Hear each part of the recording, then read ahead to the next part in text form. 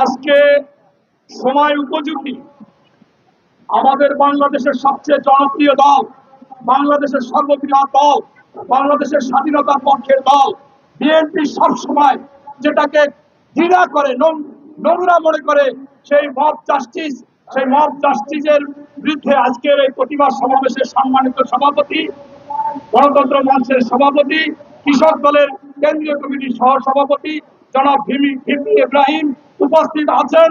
আজকের অনুষ্ঠানের মৃত্যুঞ্জয়ী নেতা, যার উপরে ওই হাসিনা সরকার মব জাস্টিস করে নির্যাতন করেছিল, সন্ত্রাসী কার্যকলাপ চালিয়েছিল, বারবার নির্বাচিত এমপি, 5 বারের সেনবাগের এমপি এবং বিরোধী দলীয় চিফ হুইপ বিএনপি চেয়ারপারসনের উপদেষ্টা জনাব জয়নাল আবেদিন ফারুক উপস্থিত আছেন।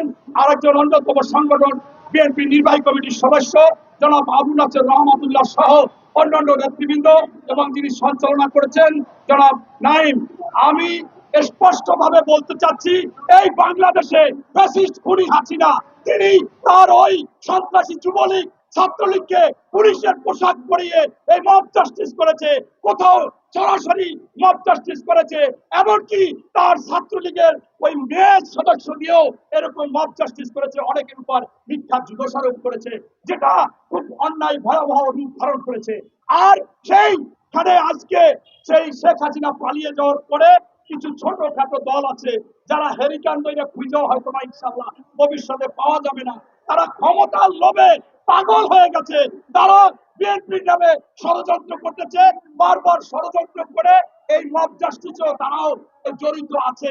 আপনারা দেখেছেন যে তাদের এমন এমন নেতা আছে, তার জামানত মনে হয় বাজেয়াপ্ত হবে, সে বলে বাংলাদেশে নাকি বিএনপি 50-60টা আসন পাবে। এটা বলা স্বাভাবিক, বলুক, অসুবিধা নাই।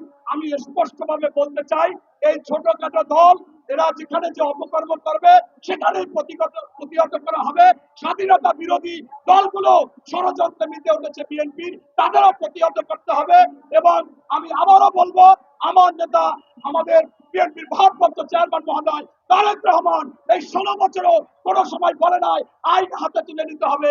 এবং 5ই আগস্টের পরে বাংলাদেশে যেখানে অপরাধ সংগঠিত হতে পারে সেখানেই আমাদেরকে পাহারা বসিয়েছে, হিন্দু পাড়ায়, অন্য জায়গায়, এরকম থানাতে, যাতে কোথাও যাতে মব জাস্টিস না হয়। বিএনপি থেকে কখনো মব জাস্টিস হবে না এবং আমরা এর বিরুদ্ধে প্রতিবাদ করতেছি এবং রুখে দাঁড়াবো। এই বলে আমি আমার বক্তব্য শেষ করছি। আল্লাহ হাফেজ। বাংলাদেশ জিন্দাবাদ। শহীদ জিয়া অমর হোক। বেগম খালেদা জিয়া জিন্দাবাদ। ভারপ্রাপ্ত চেয়ারম্যান মহোদয় তারেক রহমান জিন্দাবাদ। ধন্যবাদ।